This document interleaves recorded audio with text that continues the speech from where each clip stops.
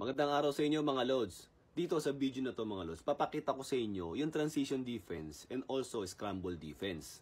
At kung merong mismatch, kung paano nyo siya i-cover at kung paano kayo magre-recover. Kasi mga Lods, pagka nagkaroon kayo ng transition defense, usually nangyayari yan pagka nabindis yung tira natin or mabilis sila mag-inbound and worst, yung ma-turnover tayo. Siyempre, ipa-fast break nyo yan. So magkakaroon tayo ng transition defense.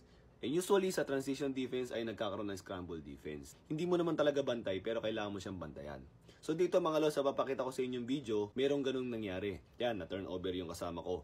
So tumakbo kami pababa.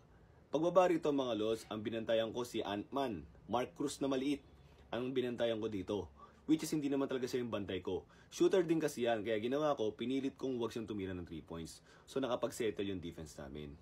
Pagkatapos nangyari dyan mga Lods, pinasa nila yung bola sa ilalim kay Jervy Cruz.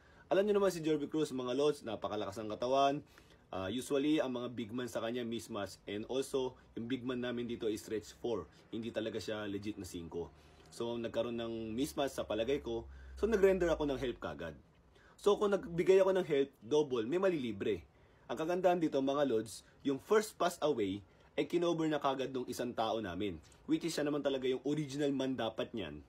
Binantayan ko lang dahil sa scramble defense. Pagkatapos mga Lods, nakita nyo nag-adjust lahat.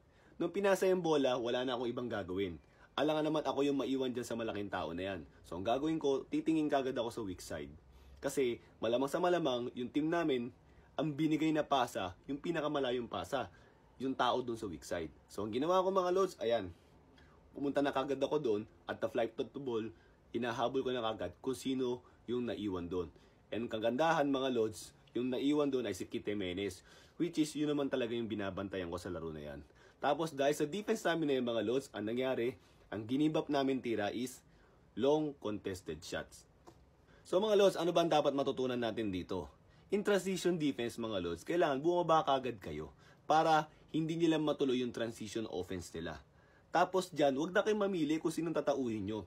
Madalas kaya tayo napa-fast breakan, minsan sinasabi mo pa na hindi ko tao yan eh. Hindi, lahat yan tao mo na yan kung sino na yung matapat sa'yo. And sa scramble defense, wala kang magagawa kundi tauhin kung sino yung nasa harapan mo. Pagkatapos, kung nagkaroon ng mismatch, pwede kayong magbigay ng double as long as na kaya nyo mag-rotate defensively. Kagaya na nangyari dyan. So mga Lods, sana sa simpleng video na to ay meron kayo natutunan at pwede nyo ma-apply sa laro nyo yan. Yun lang mga Lods. Thank you.